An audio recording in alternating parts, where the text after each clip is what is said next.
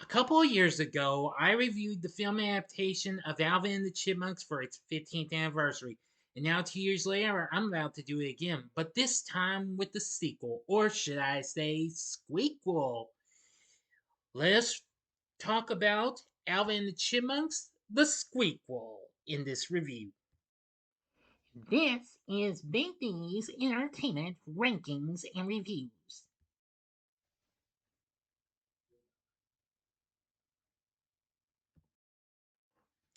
So, greetings, my fellow YouTubers, and welcome to Big D's Entertainment Rankings and Reviews.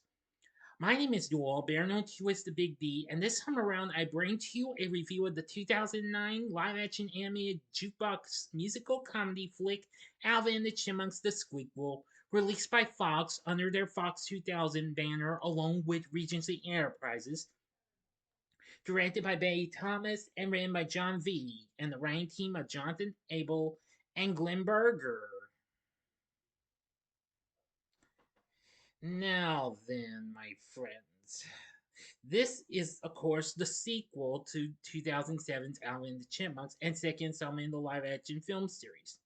Starring Zachary Levi along with David Cross and Jason Lee, plus the voices of Justin Long, Matthew Gray Gubler, and Jesse McCartney, who reprised their voices as the titular characters, along with Christina Applegate, Faris and Amy Poehler as the Chipettes. Now, the film sees the Chipmunks entering high school under the care of Dave Seville's cousin, Toby. Meanwhile, Ian Hawke returns and recruits the Chipettes to restore his career. The film was released on this day, December 23rd, 2009. So, as I said, it's the film's 15th anniversary. Since I celebrated 15 years of the first one a couple of years ago, I thought maybe I'll do it again with this one. And that's exactly what I'm going to do. Mm-hmm. Well, like its predecessor, it did get this though, but however, nevertheless, it was still a big success though.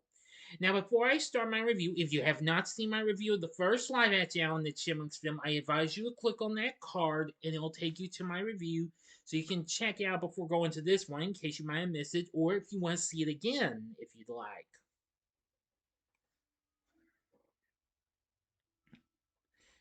Okay, let's get started. Dave Seville is injured when a cardboard cutout of Alvin sends him flying across the stage during a charity benefit concert in Paris. While he recovers in a French hospital, Dave asks his Aunt Jackie to look after the Chipmunks, Alvin, Simon, and Theodore. Arrangements are also made for them to attend West Eastman High School. After Jackie falls down the staircase in her wheelchair and has to be also hospitalized, the Chipmunks are left in the care of Toby, Jackie's grandson, and Dave's cousin. Former Jet Records chief executive Ian Hawke, who is broke and destitute after losing the Chipmunks, lives in the company's basement. Three singing female chipmunks, Brittany, Jeanette, and Eleanor, better known to you as the Chipettes, emerge from a FedEx package, and Ian recruits them to resurrect his career. While at school, two jocks bully the Chipmunks. The group is summoned to the principal's office after attacking and defeating the jocks. The principal, Dr. Rubin, a fan who saw them in Denver, enlists their help to raise money for the school's music program by participating in a contest. A shocked Ian finds that the Chipmunks will represent the school, so he also enrolls the Chipettes there. When the Chipmunks meet the Chipettes, both groups are smitten with each other. However, the girls recall that Ian said they are untrustworthy. Alvin and the boys struggle to make it through a rehearsal because of their new crushes. Ian smugly walks in, introduces his new stars, the Chipettes. The boys are shocked to see the girls working with him, and a rivalry emerges when Ian convinces Dr. Rubin to let the Chipettes compete in the competition. Rubin sets up a concert for the two groups to compete to represent the school. Alvin becomes popular with the jocks and joins the football team, inadvertently missing the concert. At the concert, Theodore and Simon withdraw, so the Chipettes win by default. Arriving to an empty auditorium, Alvin is called out by Brittany for his lack of responsibility. Alvin returns home and unsuccessfully tries apologizing to his brothers. Theodore runs away to the LA Zoo the next day to live with a meerkat family, but finds a wedge-tailed eagle living in their exhibit. Alvin and Simon save him from the eagle, and the three reconcile. All right, now for the final act and the ending. As always, you know the procedure. You have 5 seconds to stop this video. Go to the description box below and fast forward to the time below. If you've seen this movie already, please continue.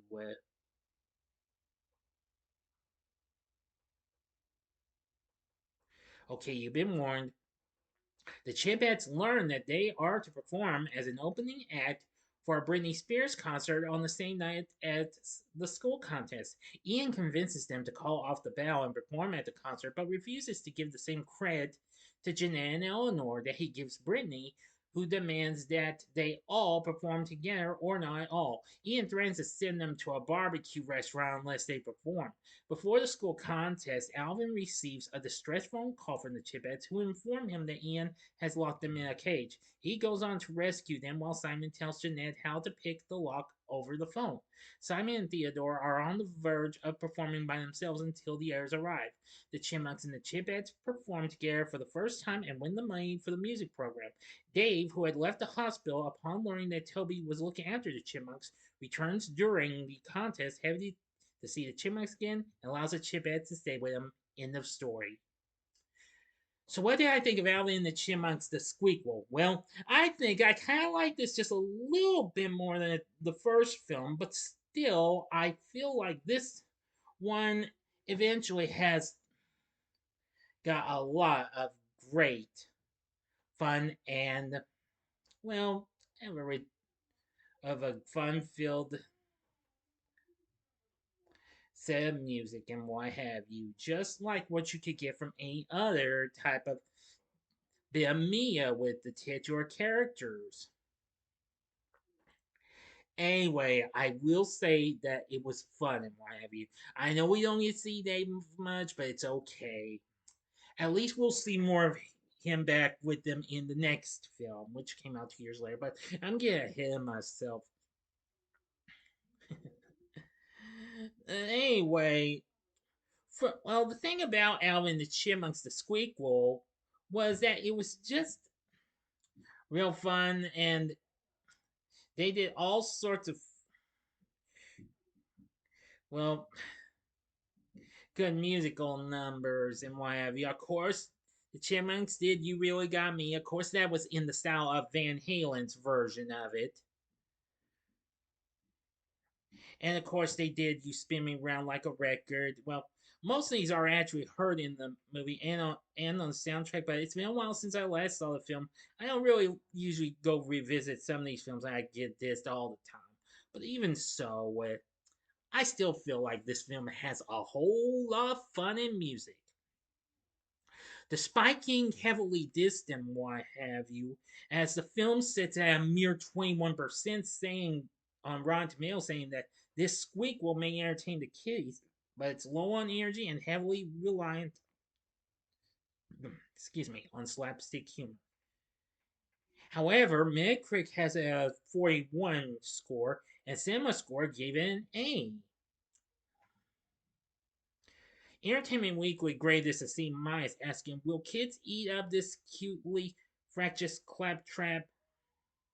Of course they will. They'll eat up whatever you put in front of them, but that doesn't make the Squeakquel good for them. Radio Times said, even if there's little here for older viewers to enjoy, youngsters will love the slapstick action and catchy soundtrack. Heck, I like the soundtrack from what I heard. Anyway, Variety called it a frenetic but undeniably funny follow-up that offers twice the number of singing and dancing brilliance in another seamless blend of CGI and live-action elements. The LA Times commented on Betty Thomas's direction, saying that she brings a light campy touch as she did with the Brady Bunch movie back in 1995. Despite being distant and what have you, the film still went on to become a big success, going on to make $443 million worldwide against its $70 million budget, becoming the most successful film in the franchise, being out its predecessor. Anyway, but yes, this would go on to be the the highest grossing film in the franchise. After this, there would be a sequel released 2 years later in Alvin the Chipmunks Chipwrecked. And then, of course, Alvin the Chipmunks The Road Chip, which would be released 4 years later.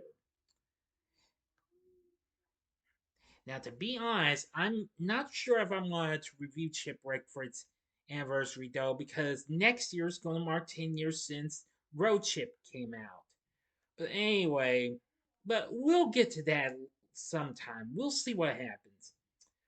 But overall, I found the film to be pretty funny with its zany humor and fun-filled tunes. Where if it's old stuff or new stuff you've heard. Now, of course, we have Justin Long once again voicing Alvin, Matthew Gray Gubler once again as Simon, and Jesse McCartney once again Theodore. They are still good as before because, well, that's their speaking voices. The singing voices, Theodore was done by Janice Carmen. Steve Vine did Simon's singing voice, and Ross Bagdasarian Jr. does Alvin's singing voice. Of course, that's the son of the man who originally gave us these little guys long ago. For the Chipettes, we have Christina Applegate doing Brittany's speaking voice, while Janice Carmen did her singing voice. She did the same with Jeanette, who is voiced by Anna Faris. And for Eleanor as well, Janice Carmen actually did the singing voice for all the Chipettes. Eleanor is voiced by Amy Poehler. Now I'm gonna say with those three, I thought they were pretty good in YMV. I never expected we would actually get to see these girls on the big screen. Now, even though they had been seen together on the big screen in the Chipmunk Adventure, which of course that came out during the time the Alvin the Chipmunks show on NBC was doing so well on Saturday mornings. I will say that's really something. Now, and we have Zachary Levi, who had already made a really big as a titular character on NBC's hit series Chuck, played Toby. He wasn't too bad. David Cross once again returns as Ian Hawke, and I'm gonna say he's more nutsoid than ever. But he's more nutsoid in the next one. But I'm getting ahead of myself. And while we don't see him much, except for early in the film and until the last bit of the film, or when they call him, Jason Lee plays Dave, and he's still good, especially with Alvin screaming, of course. Anyway, there's a host of others in YMU, including Wendy Malick, let's see, Catherine Justin, Kevin G. Schmidt, Alexander Shipp, Amy Carrero. Oh, the list goes on and on. So overall, while spiking the heavily dissed bits and what have you, I still think Alvin the Chipmunks, the Squeakquel, was a pretty good follow-up. But you have to take my word for it, though. But even so, I still found it to be pretty entertaining. I know we don't see much of Dave and what have you, but hey, I'm an understanding person, though. So anyway, Alvin the Chipmunks, the Squeakquel, it can be hit or miss, but I feel like it's more like a draw between the two. But still, it's a fun little film, though. And I think the kids will enjoy it much more than adults would. But even so, I do have a soft spot for films like this, in a way. So would I recommend Alvin the Chipmunks the Squeakquel? Well, only if you're a hardcore completionist, give it a one-time watch. Oh yeah, and I almost forgot, David Newman does the score for the film this time. So he did a pretty good job with this film's score as well. So overall, I would just recommend you give the Squeakquel a one-time watch.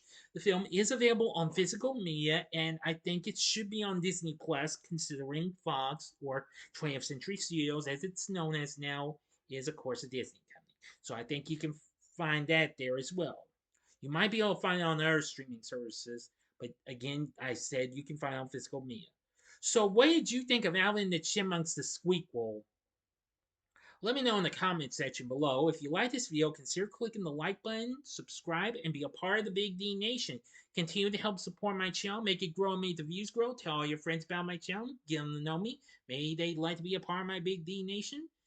Share my vids with your friends if you like. And I'm happy to report that I'm only 6 subscribers away from 800 subscribers. Can I actually get to it? We're going to find out.